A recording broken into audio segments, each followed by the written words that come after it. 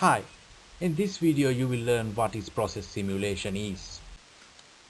Before we understand what is simulation is, it is very important to understand what is a process because we implement the simulation system to a process.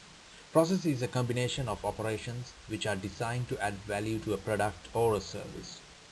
For an example, at a bank, you have people coming up to make transactions. They will be queued up, and then once the banking executive is ready to take up their transaction, they will be serviced. This is a process. Call centers are very popular these days amongst many companies.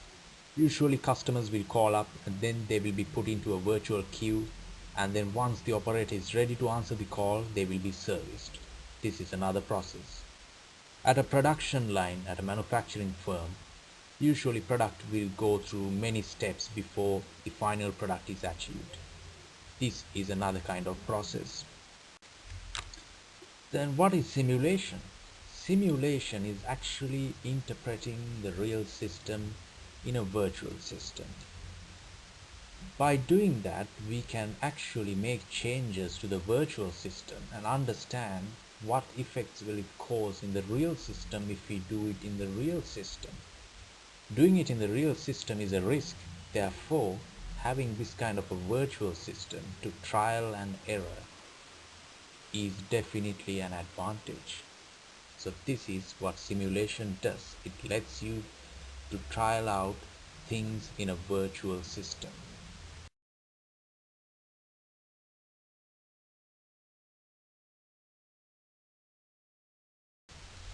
If we consider an example, let's take bank as an example. Usually in a bank service counter, we will have many elements. Now, elements are the things that we can control, such as types of services provided, number of counters, queue types, and opening hours. So if we consider the types of services now, a branch of a bank will have different kinds of services. For example, one branch in one city will not have the same kinds of services that the branch 2 has in another city. So therefore this we can change. We can give different kinds of services. If it is only transactions, ATM services, etc., we can change whatever the services that are provided by the branch. So this is an element. And then number of counters we have inside the branch, we can change that. For example, today if you go to the bank, it is not the same number of counters that you see today as to what you have seen yesterday. So the banks can change the number of counters. And then the queue type as well, whether it is the same queue or do we have different queues for different counters. So the bank can decide what type of queuing should be implemented.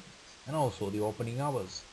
The bank can open from 9 a.m. to 2:30 p.m. or 3 p.m. Trust me, this 30 minutes will have a lot of effect in their daily business transactions. So this is a big thing to control, the opening hours. So these elements the bank can change, and from by changing these elements the outputs will be changed. The outputs that we have here is the customer satisfaction, number of transactions per day, total profit per day. These are the three outputs that I have considered. Now by changing the elements, these outputs will obviously be changed. You will have different outcomes by changing different element types. For an example, number of counters. Let's say if you have 3 counters, what will be the customer satisfaction? If you have 4 counters, what will be the customer satisfaction? And if you have 4 counters, obviously, even though the customer satisfaction increases, the investment will be high. Daily expenses will be high. So the bank has to consider what is the optimum value for number of counters. And also the opening hours. If we open till 2:30 p.m., what will be the number of transactions per day? If we increase the time until 3 p.m., will there be a drastic increase of the number of transactions, or will it be a waste by overheads cost?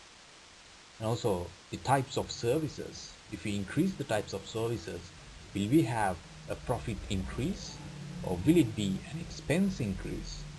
So likewise, the bank has to decide the optimum mid-level to find what is the absolute best optimum types of elements they can use.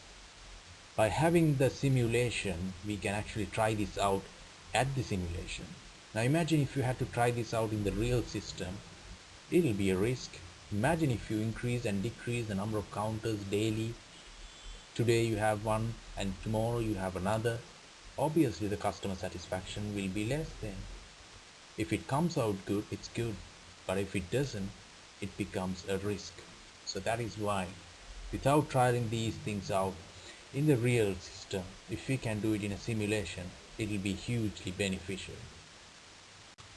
Therefore, simulation is an effective way to trial things out to achieve the desired outputs. It is very effective and very productive, and many countries, many industries are trialing this out right now while you are listening to this video.